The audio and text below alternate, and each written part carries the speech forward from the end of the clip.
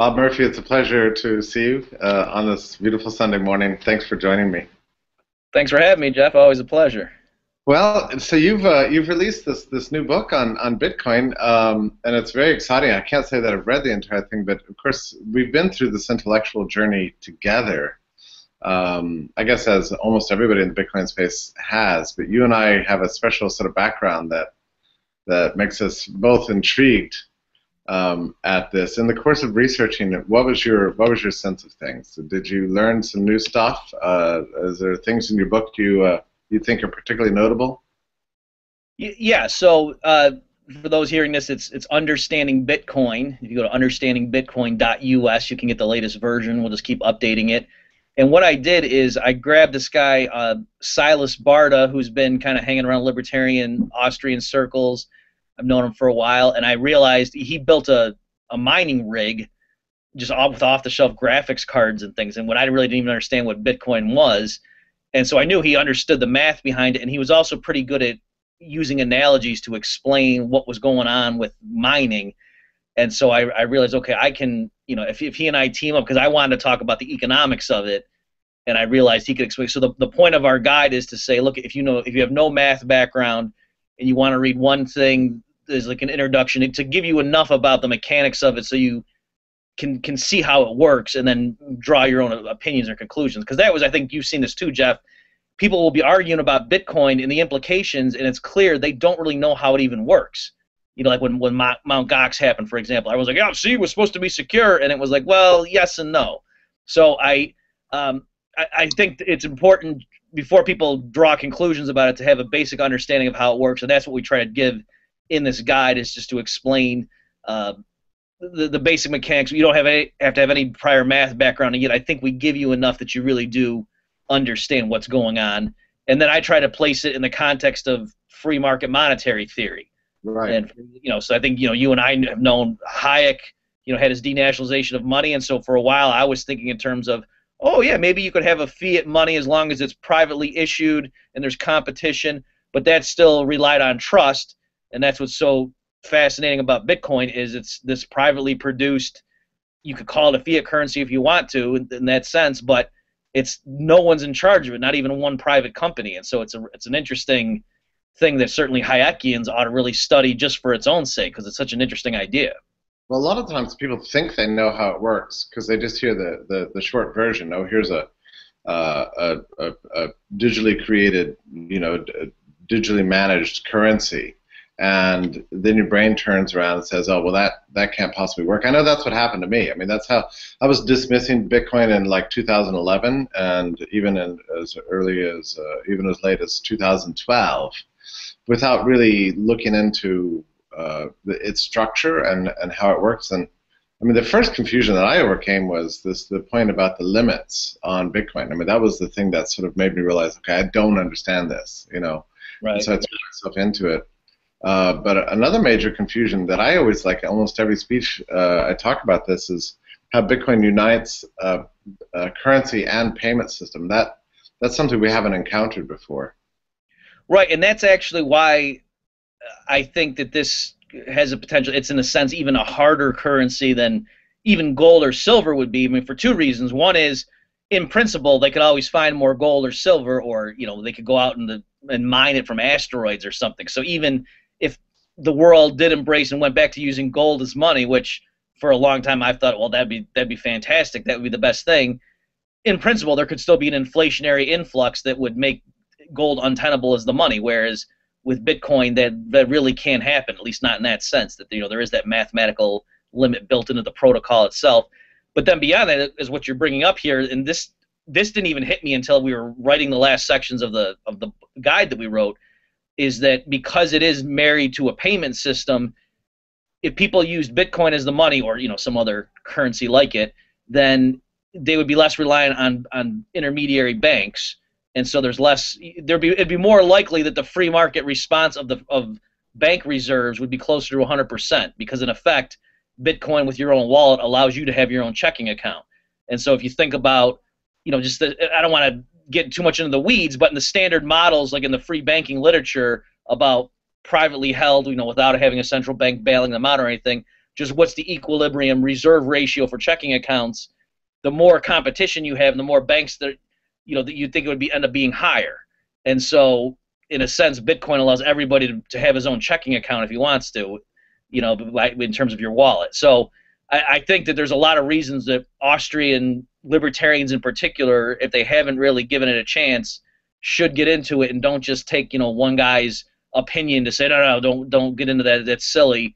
Like I would recommend learn enough about it so you know how the thing works, because if this does work, it really has tremendous consequences. Yeah, it does, and I've myself tried to avoid all these kind of detailed arguments about theory that used to consume us, over decades, really, about 100% reserves and monetary equilibrium theory and these kind of things. But they are relevant to some extent.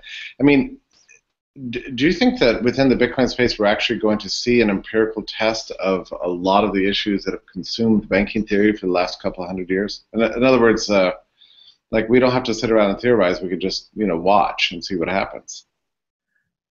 Yes, the quick answer is yes. I mean, in the wake of Mt. Gox and some of the other scandals, I mean, there are plenty of Bitcoin exchanges that are holding more than 100% reserves right now. And so, I mean, that's an interesting thing, whereas in the traditional Austrian arguments over free banking, we're talking about, well, what happened in Scotland in the 1800s, and that's kind of what we have to deal with, and people argue about that, and it's, whereas... And they're always imperfect systems, so you're kind of left to speculate. Right, whereas now you can see stuff in real time, like you're saying, and we have plenty of evidence, or the arguments over the regression theorem, and I've admitted this to other people before, probably to you too. If you had asked me in 2005, is something like Bitcoin possible, I probably would have said no, because it would never get off the ground. How would anybody know how to value at the beginning? And so, Bitcoin has shown that, there was a way it happened and flourished that I would have not have thought possible. And so we kind of left trying to explain what happened. But a lot of this is due to the fact that, as a monetary economist, and somebody who's talking about Bitcoin, you only think about it in terms of money. We weren't prepared to think about this in terms of a valuable payment system alongside it. And that's, for me, like, the great lesson I've learned from Bitcoin is don't try to outsmart the market. Even as a theorist, there's things that are possible that you personally can't, imagine. And putting these two things together, the payment system as the use value for money is just, honestly, I don't think, Bob, and I feel like I've read a lot of literature, I don't think anybody fully anticipated something like that. I mean, not even Hayek, where he's spinning out possible scenarios. Right. We could have a kind of a new privately produced currency. Nowhere does he say, well, let's just say that the use value of the currency is its capacity to be exchanged itself in a technologically interesting way. I mean, he never said anything remotely like that. Right. I mean, even in the beginning, when I was first studying Bitcoin, I was just focusing on it as, basically a system of, I mean, even the analogies that I use to try to get it across, I'm just imagining that it's this scarce thing. It's like the community jointly recognizing who owns these abstract but scarce items.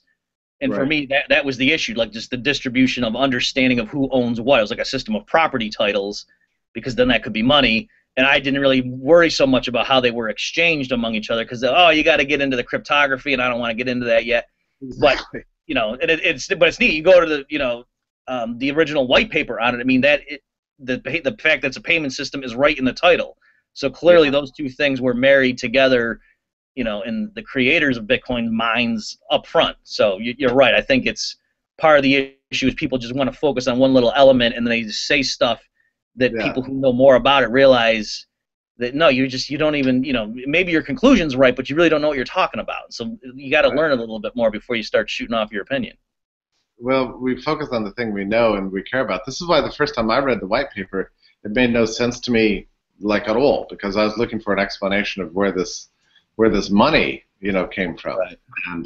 And the white paper just focuses entirely on blockchain technology. And every time I bumped into a word I didn't understand, I would kind of blast by it, So yeah, I mean, for me, in the spring of 2013, I finally just sat down and thought, okay, I'm going to have to read about cryptography. I'm going to have to figure this stuff out. And Yeah, and like earlier, for example, you asked me, did I learn anything? And yes, in working with Silas on this guy, because he would write sections, I would read them, drafts, and I would say, you know what, I still don't get it, so it's still too hard, and then stuff was just clicking for me, like how mining pools work, or like something that's obvious to people in the area but was new to me was the idea that, well, you're using your private key to digitally authenticate a transfer order that's broadcast to the network.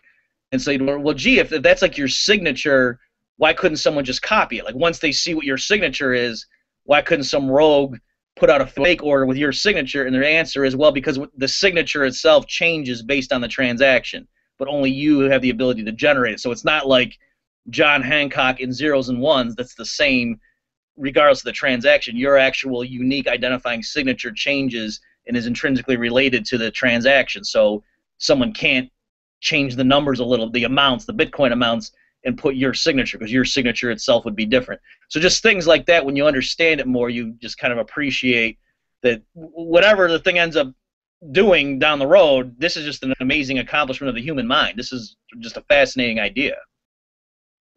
well, and there's other features of Bitcoin's operation that were kind of lost on me for a long time. But one was, like, I didn't understand for a long time that you can have potentially an unlimited number of public addresses associated with a single private key. That was amazing to me, and I only discovered that once Coinbase installed that technology, so that every new transaction, uses a different public address. I didn't get that for a long time. Um, and just the other day, when I was in New Zealand, I had a revelation, because I paid for a helicopter ride with Bitcoin and realized that Bitcoin overcomes the problem of national exchange rates, which, like I didn't entirely understand that either. Like I was converting out of New Zealand dollars into American dollars and into Bitcoin and back again. Then I realized, wait a minute, I'm taking a step that's unnecessary here. There's just a Bitcoin price, and that's it. Yeah, and that's the thing. As I was thinking more about it, and this really hit me when I went to the Texas Bitcoin conferences. So what was that? Was that 2014 or 13? I'm getting my years mixed up. But that's when it really clicked for me as to why this thing was powerful. As I was just realizing, if you're able to send somebody payment and all you need is to get online, like how much that just connects the world. Because people are like, oh, what are we talking about? I could do that with PayPal or these. Well, no, because if a government leans on PayPal and says we don't want you giving donations to WikiLeaks or whatever, they might back off. And so, but the point is that no, here, if it is this distributed public ledger that there's thousands of copies all over Earth, that there's no one choke point that can be shut down, that even powerful states can't just lean on that one conduit and then make it hard to send payment to people. And once you realize there could be people in some South American country where the soldiers are going around stealing anything of value, and if you can just sell your stuff and get it in terms of bitcoins, you can send it out of the country or have it on a little, something in your pocket or something, or just even you can just remember what your private key is if you have a good memory and you trust. So I mean, it's really amazing the options and the way it allows people around the world to just connect with each other economically once you fully think through the ramifications of what something like Bitcoin allows. One of the things that I noticed, like at the Texas Bitcoin conference, for example, there's a lot of talk about multi-signatures. I mean, just to kind of give an explanation of that, when Bitcoin first came out, it was just your wallet was just and the ability to use your wallet to enact transactions and things was tied to individual volition, and you couldn't make that contingent upon multi-parties approving that transaction. At least conceptually, it was possible, but it wasn't. We didn't really have the technology even a year ago. Now, most of the major exchanges have very easy interfaces for bringing about multi-signature transactions. So this is important for firms, and it's important for wills and other sorts of things. For me, it's been very interesting to watch how, like, speculations of a year ago are now coming into reality. That's how fast things are moving. Yeah, and that's and it was funny. Tatiana Moroz actually was the one who pushed me into going to one of these Bitcoin conferences, and she said, I'm paraphrasing, something to the effect that, these other Liberty type events, people are real depressed and just sitting around and just waiting for the end. Whereas at these Bitcoin ones, like people are creative and they're producing things. Like they're all bubbling around saying, "Oh, look at my idea. What if we did it this way?" And I didn't know what she meant at first, but I went and once I got there, I saw what she meant. That these are real creative people who are coming up with what they think can be a solution that helps. And you know, I'm obviously I'm stereotyping here, but it just had a different feel to it compared to other places where, you know, sometimes you just get this message that, oh my gosh, the Federal Reserve is unstoppable and the police state's coming, there's nothing we can do, just wait for the end as you go over the waterfall. And so that's also what I like about this, that this gives a new platform and people, it sort of sets them free to go to say, hey, we have this new infrastructure that more and more people are adopting, and what can we do with this? It's like having the internet. Like before, if you just thought the internet was going and looking at what your store has available and then being able to send email to people, and that's what you thought it was, hey, that's kind of neat. And I think that's kind of what Bitcoin is right now, like what we're imagining that it can do for us. And you've done this a lot in your public talks, at least, saying how it's not Bitcoin per se, it's like the blockchain. Like that's really, you know, and you've been focusing how it's a bigger thing. The Bitcoin is just one example in this new genre of ways humans can interact with each other. Yeah, I mean, just the capacity, and I've tried to explain this to people, the capacity to bundle, commodify, and title information and port it to any other individual user in the world in a way that's time-stamped, you know, non-forgeable, non-repeatable, and, you know, verified and guaranteed and basically made permanent is like an awesome thing that you could do. And once you realize that that's the technology, then money, yes, is part of it and integral to it, but it's not the only application. There's so many other applications, and now we're seeing those actually come online. Tell me this. I wonder if you've experienced this too at conferences and things.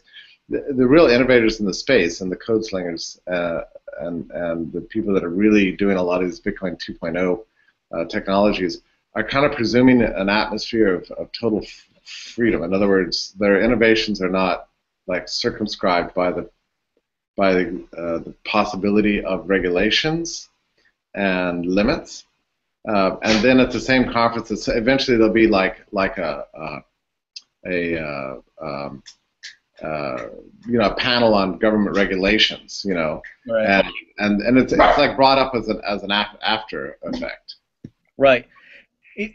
Yeah, and I want to make sure that your listeners recognize, in case they haven't been to these conferences, it's not an ideological thing. I mean, the reason people go to these conferences is because they're interested in Bitcoin. So you'll have people there who, you know, maybe they voted for Obama or something. You know, it's not that they're ideological, but there are people there, and that's part of what we're trying to do with our guide. Is I wanted to go both ways to explain to people who are interested in libertarian philosophy and that kind of stuff why you should take Bitcoin seriously and look at the impact it could have, but then also to the standard Bitcoin people to get them to realize why are these other groups so interested. Because yeah, these conferences, it seems like there was two groups. Like there's people interested in the commercial application and just the pure coders and so forth, and they were over here in one corner, and then there are people over here who were interested in the implications for human freedom, and a lot of times they couldn't communicate with each other very well.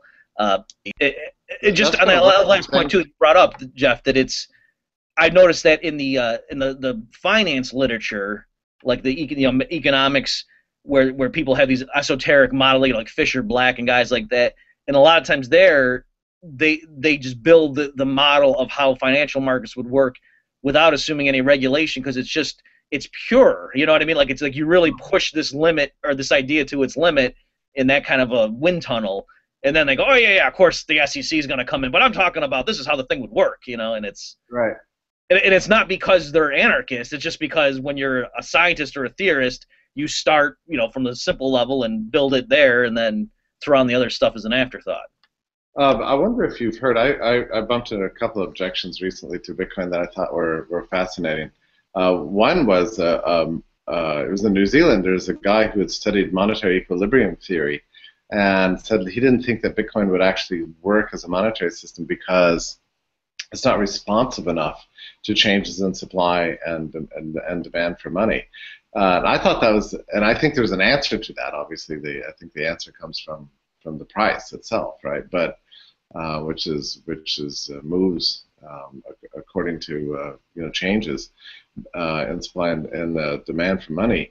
But I enjoyed the discussion because it was fairly sophisticated critique and illustrates part of the problem that comes from sort of trying to impose a theory on what's basically an emergent technology. Right, and I agree with you on all the elements of that. That it is interesting that he's applying a fairly high level, subtle critique.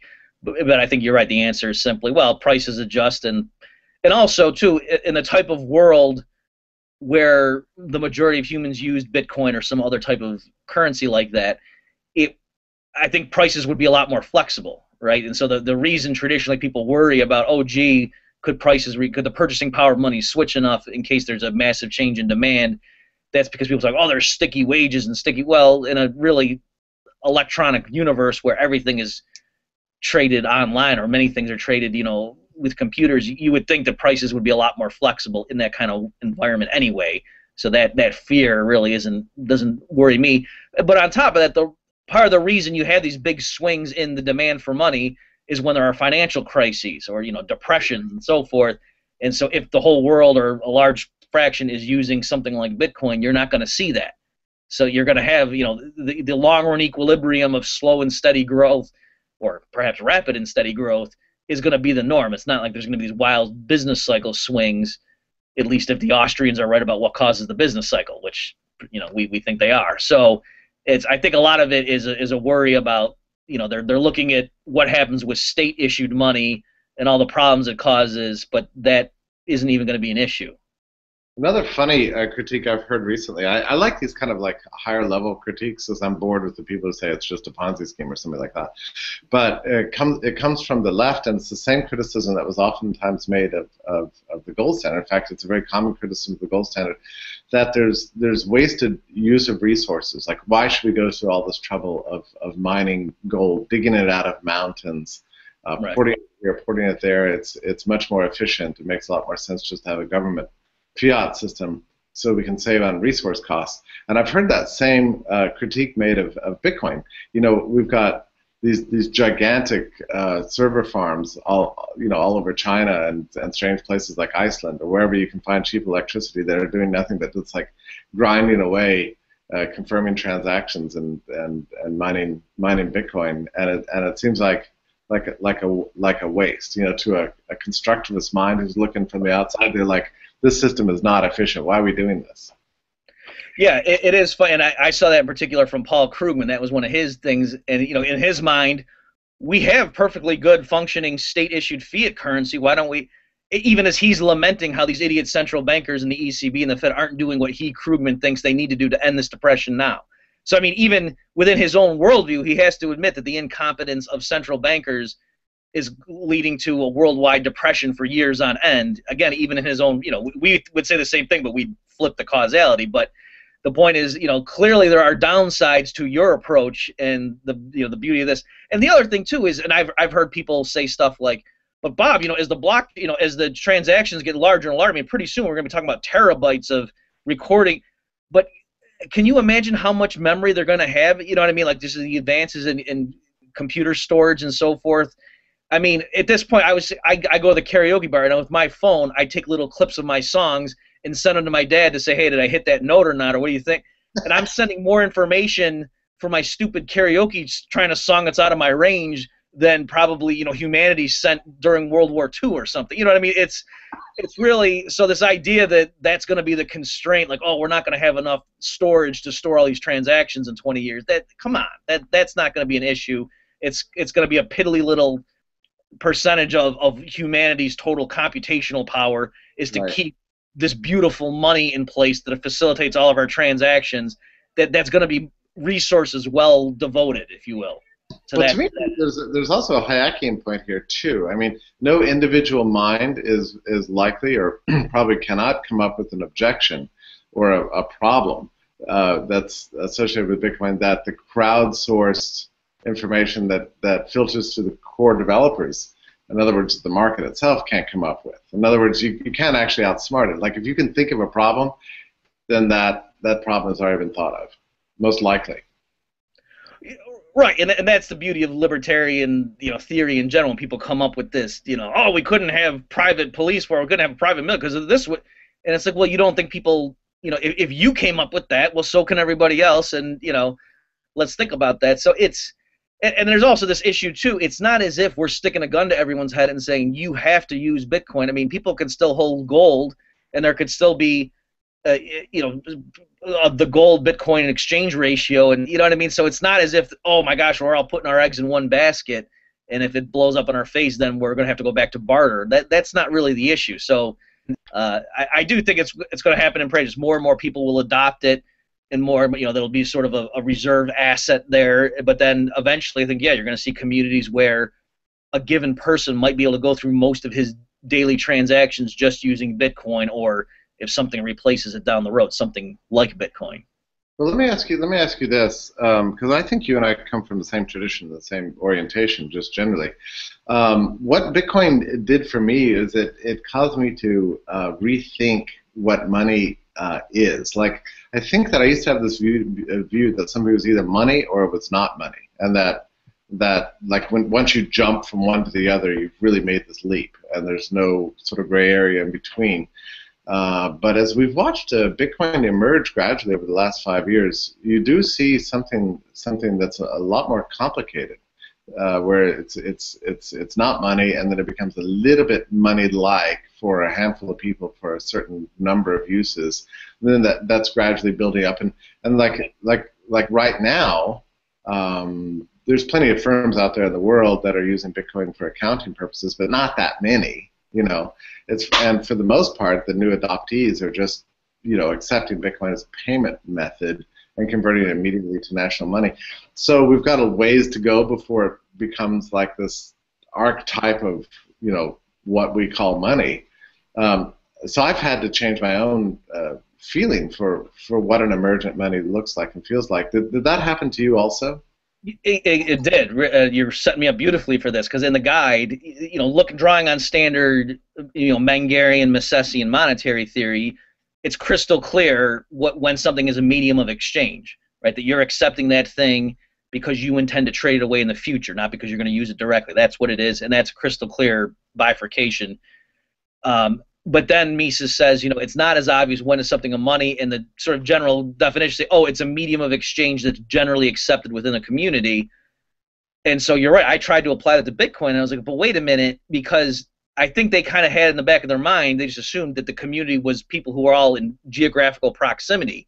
That's because true. There are plenty of people on Earth right now that their number one thing, if you want to pay them, they will say first and foremost, pay me in Bitcoin if you have it. And then if you don't, okay, yeah, I'll accept dollars or euros or gold or whatever.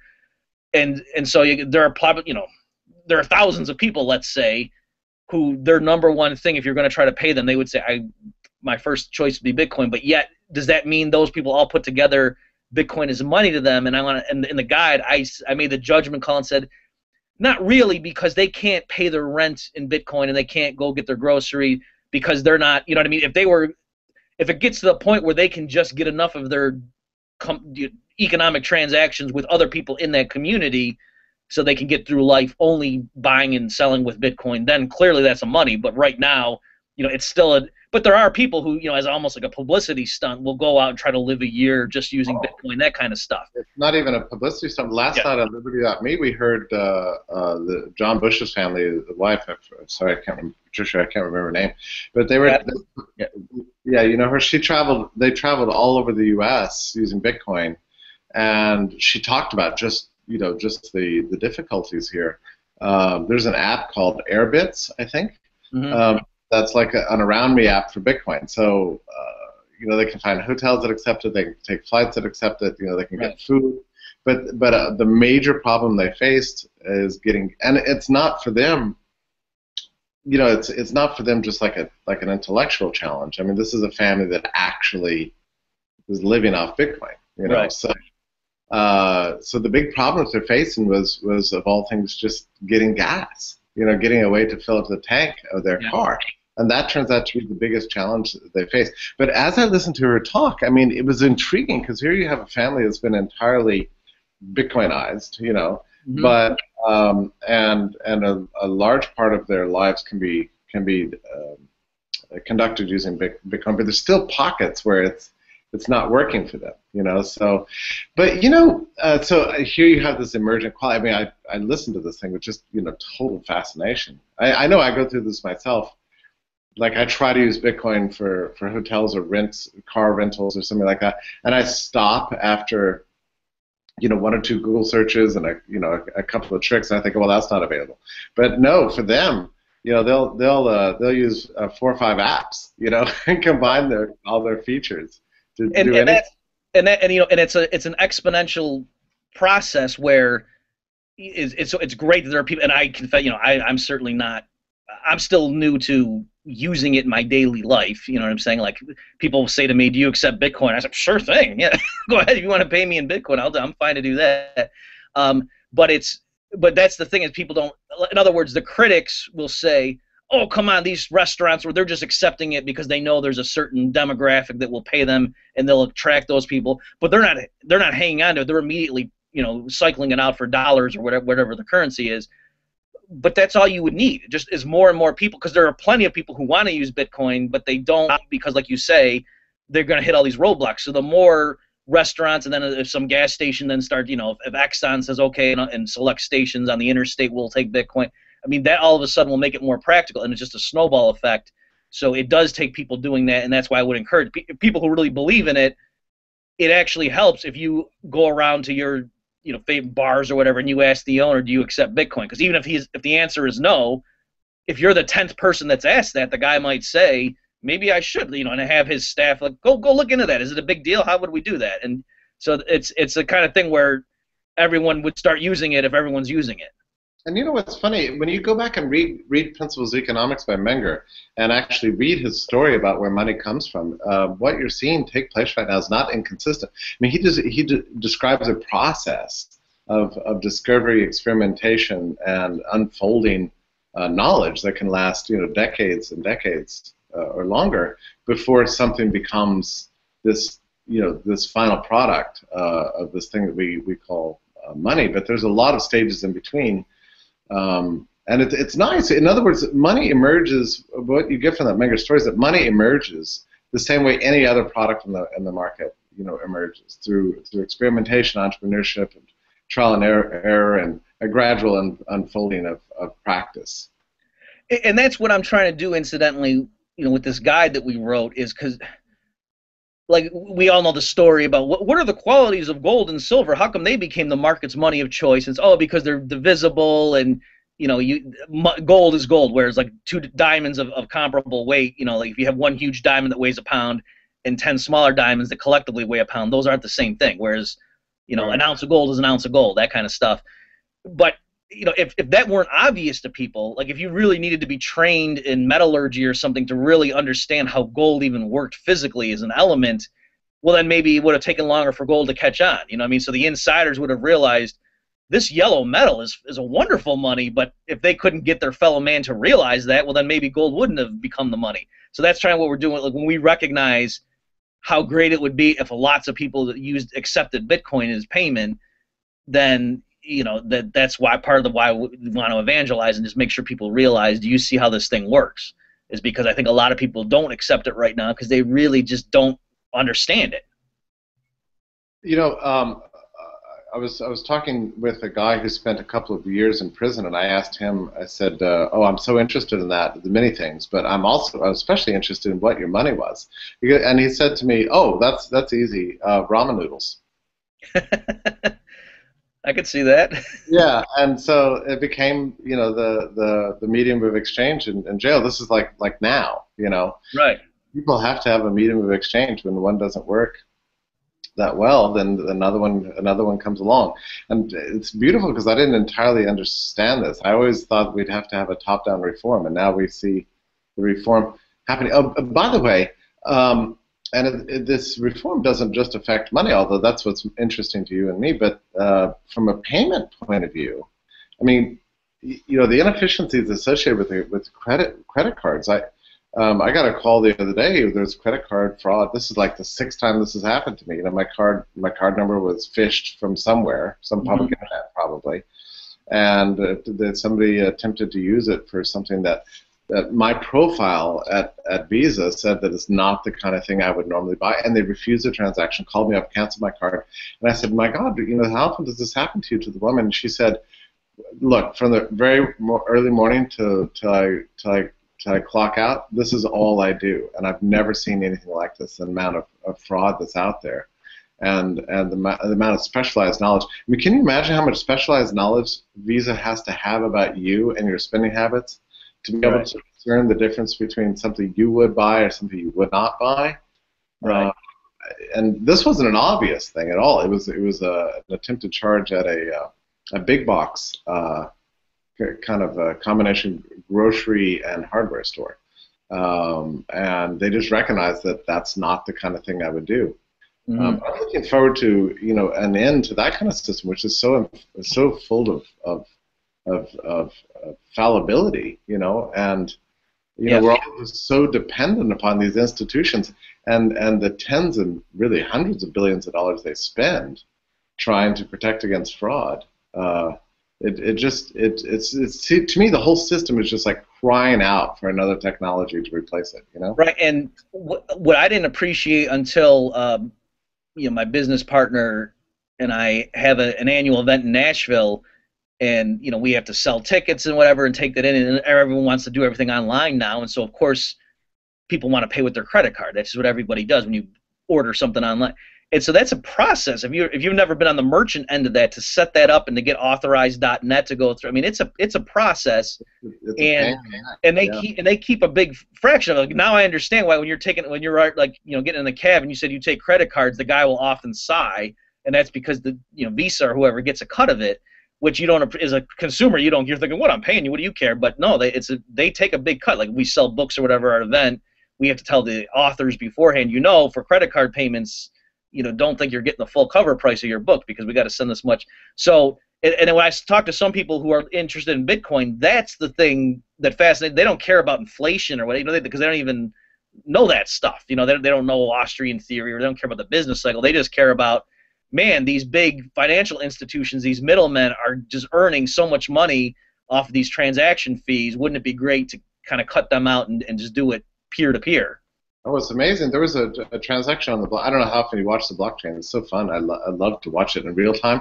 One of the things I do when I talk is I will actually show a live real-time graphic of blockchain transactions taking place as a way of underscoring the point that whatever I say here and whatever you're thinking probably doesn't matter because this is taking place anyway, But there was a transaction that came over the other day for $80 million. I heard about that. Yeah, and it cost 4 cents to transact. That wasn't your helicopter ride, right?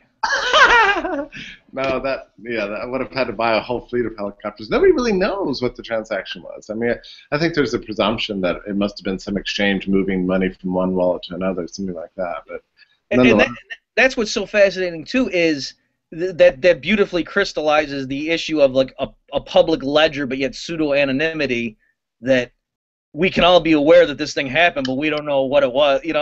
I love that. It's such a neat thing. Hey, listen, you and I were dangerous on this topic, and we need to call a stop to this. But in my new book, Bit by Bit, what it attempts to do is characterize Bitcoin as one, probably the most impressive application of a more general issue of peer-to-peer technology and distributed networks and open source programming development and these kinds of things that are driving forward a whole series of changes. Have you reflected that much on whether and to what extent these new technologies are posing some kind of fundamental challenge to our traditional, very strict divisions between public and private property? Like we've always thought about private property as being things you hold, right, and then public property as being probably state-owned, and maybe there's such a thing as the commons, but that comes about in a rare cases through public agreement or something like that.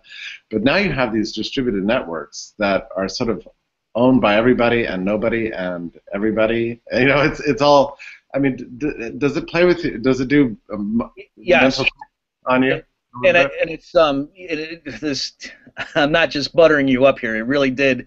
That idea came because you gave a talk one time, and you were saying something like, you were referencing the gospel, like when Jesus fed 5,000 people or whatever, and you were saying, why is that a miracle? Because he took some scarce physical thing like bread and copied it and fed, and you were saying, but when it comes to electronic information, digital information, that we have that access to that, where by making copies of it, you're not taking away from the first person, and that really has set me down this. And the same thing here, that I think you're right, that I almost wonder if the stuff that traditional leftists worry about, like, you guys are so greedy, you capitalists, building fences around and keep people off my land, this is mine, and you're so greedy and grasping.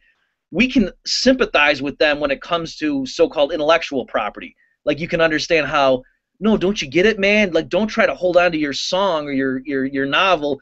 Let the world have it, and you'll end up richer, Yeah, right, so right.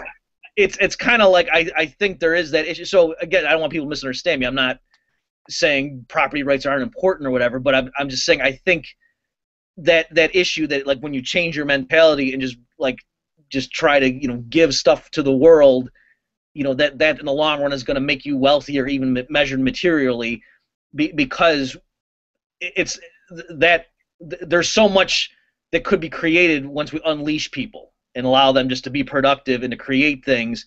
It's not going to be an issue of feeding billions of people. That's going to be nothing. I mean, what this earth is capable of giving people when they unleash their creativity. And I think things like Bitcoin and what have you, like just this new intellectual application or way of humans of interacting with each other, we're just scratching the surface of it. And Yeah. like, one analogy I use is to say, when people go into a restaurant right now and they order water, it's free. It's not because technically it's free, but it's just because that's nothing. Whereas maybe 100 years ago or so, or like if you're in the middle of a desert and that's all we knew was living in a desert, and someone said water should be free, you'd say, you socialist, you Marxist. But in the capitalist modern world, water basically is free in certain. You get what I'm saying? So I think it's that kind of thing, that we're really so rich that a lot of what traditional leftists want would be fine. But again, on the other hand, like the people who believe in property rights are also correct to say, well, no, there has to be. Right. But don't you understand? If you just would stop stealing from people through the state, we would have so much abundance that there wouldn't be homeless people and blah blah blah. So, yeah, it's a little mystifying, and it's going to take me a while. Even though I've finished the book, and it's going to print, I guess, next week. I'm not sure that I'm really prepared to fully understand the implications of all these things. But that's great. I mean, one of the things that's really cool about being a libertarian, in this idea space, is that you eventually realize that society is smarter than you. Right. that crowdsourced information is always going to beat even the most genius individual brain in terms of understanding the potential of the material world. Right, because we're part of the group. You know what I mean? It's not a matter of are these people over here smarter than you? It's, are you plus the group smarter than you alone? Well, of course you are. Any great idea you have can go into the mix. Right, and it's a little bit humbling, but in a good kind of way. So I've been reading a lot of Hayek. In fact, a lot of the things I used to read in Hayek that I couldn't really understand are now making sense to me for the first time. Yeah, it's I have had the same thing, that it's the spontaneous order and all this stuff, and just drawing on the dispersed, localized knowledge, and you really see that all these people coming together like at a Bitcoin conference, and people have their own. Because like I said, I was sitting back there as an economist and a watcher of states and the kind of stuff they do, and I realized, holy cow, if this thing took off, do you know the implications? Whereas the other guy who just cares about cryptography, he doesn't even know. He's like, no, don't you see how neat this is? And I don't even know what he's talking about. But there was a funny moment that happened. I guess it was the last Freedom Fest. I was on a panel with George Gilder, and the moderator of the panel wanted to know who understands Bitcoin. So she said, "Who here understands Bitcoin?" A ton of hands went up, and then she said, "Who here does not understand Bitcoin?" And some hands went up, but one of those hands was George Gilder. Yeah.